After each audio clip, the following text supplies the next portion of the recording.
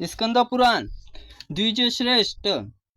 स्नान के द्वारा जल पितरों को तर्पण करता है, वह पितु यज्ञ सारा फल पा लेता है। जो यज्ञ कर्म संलग्न और किसी यज्ञ में मंत्र दीक्षा ले चुके हैं, अथवा जो सन्यासी ब्रह्मचारी कर्म करने वाले ऋत्विज है, उनको सूतक नहीं लगता। शाम, वृक्ष, चिता, यूप और शिव निर्माल्य भोजन करने से, वेद बेचने वाले स्पर्श कर लेने से, वस्त्र सहित जल प्रवेश करके स्नान करे।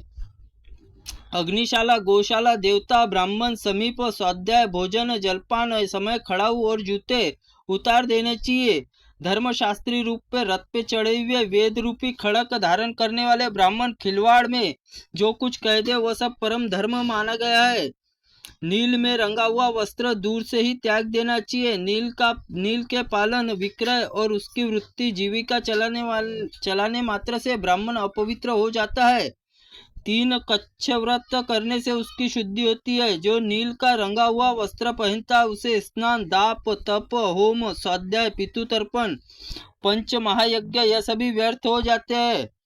ब्राह्मण जब अपने अंगों पर नील का रंगा हुआ वस्त्र धारण कर लेता है तो उसे वस्त्र के ताने बाने से जूते सूत लगे और नरकों में निश्चित ही निवास करता है। एक दिन रात उपवास और पंचगव्य पीने से उसकी शुद्धि होती है।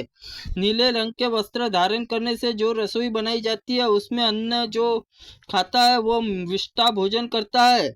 वह अन्न देने वाला यमराज नरक में जाता है। बलि, वैश्वदेव, होम, पूजा, देव पूजा, ऋग्वेद, यजुर्वेद, सामवेद मंत्रों को संस्कृत में होना ब्राह्मण का अन्न अमृत कहा गया है। व्यवहार से अनुरूप न्यायपूर्वक प्रजा का पालन करते हुए जिस अन्न का उपार्जन किया जाता है वह क्षत्रिय अन्न दूध के समान है। यदि वैश्य सीता यज्ञ विधि के अनुसार 1 प्रहर तक जोते जाने वाले बैलों को अन्न उत्पन्न करके देता है तो उसे संस्कृत और अन्य वास्तव अन्न कहा गया है।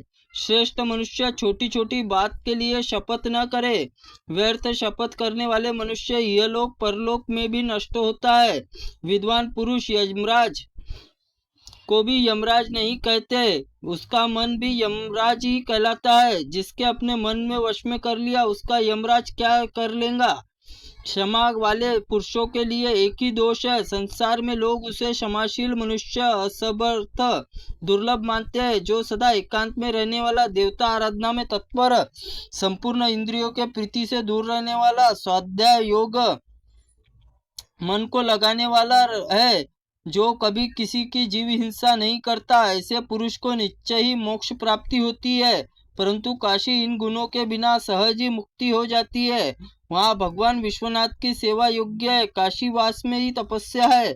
उत्तर वाहिनी गंगा ही व्रत है। दान यम का नियम पालन है। जो न्याय से धन उपार्जन करता है वह तत्वज्ञान है। स्थित अतिथियों से प्यार करने वाले, श्राद्ध करता, सत्यवादी वह गृहस्थ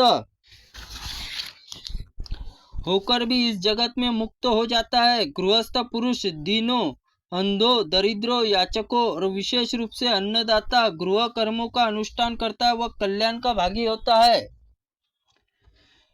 इस प्रकार सदाचार का पालन करने वाला पुरुषों पर काशीनाथ भगवान विश्वनाथ प्रसन्न होते हैं और उनके ही प्रसाद से मोक्षदायिनी काशीपुरी की प्राप्ति होती है। त्रुटिपूर्ण वाक्य के लिए भगवंत हमें क्षमा करे।